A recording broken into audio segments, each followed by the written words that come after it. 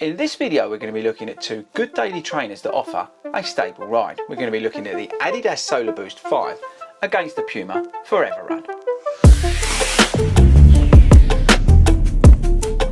What is up people, and welcome to FORDY RUNS and a good little versus video. Yes, I thought this would be a good video to do because we've got two daily trainers here that offer some form of mild stability, mild guidance. Yes, they're not the sort of, you know, the Kayanos of this world, but I think if you've got some little stability needs, these could be worth considering. Right, so also the other thing is I think they're quite comparable as well in terms of, you know, where they're at and what we've got going on here. So let's start with a little bit on stats and features. So we've got very similar shoes in terms of price point. They're £150 and this is £140, although I've seen this for £115. This version 4 is already like well under £100, so it's definitely worth hanging on in there for when this gets discounted. We've got good outsole coverage, we've got Continental rubber, we've got Puma grip, and as we know on this channel, Puma grip is king. Weight wise, they're around the same, just under 300 grams here, just over 300 grams here. We've got light boost midsole on this, and we've got nitro foam on here. On the Puma shoe, we've got this run guide system, which is a very non-intrusive guidance system.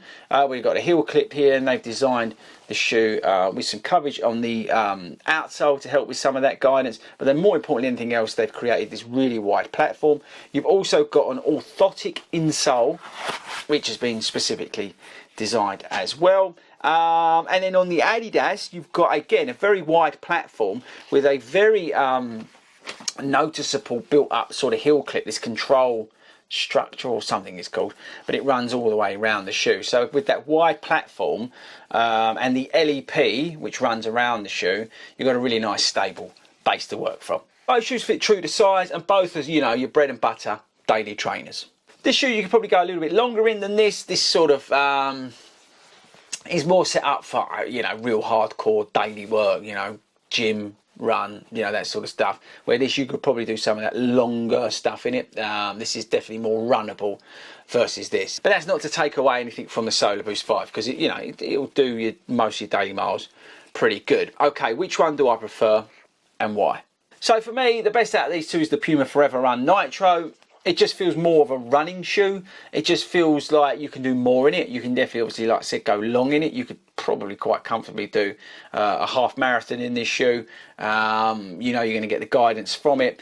It just feels a little bit more set up for those longer miles, and some of the recovery stuff is a little bit more sort of comfortable than this. There's nothing against this Solarboost. I think this is one of the best daily trainers I've tried from Adidas recently. The light boost is great. It definitely does offer you some energy return. You can feel that. I like the fit of it, and I just like the overall feel of the shoe, but the outsole as well, by the way, is phenomenal. But for me, the Puma just sort of edges it. It's just such a good shoe. This really is. I think this is one of the best Puma running shoes they've made for a long time.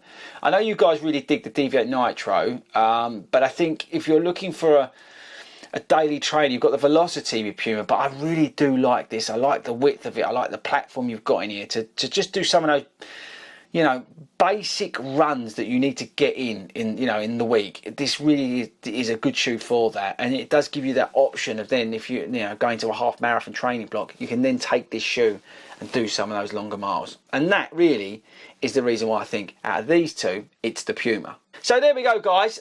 Quick sum up, quick versus video. Get the Puma, although I think this Adidas is interesting when they get it down to like 80, 75 quid. I think it's a really interesting shoe then, because then it could be a good budget running shoe.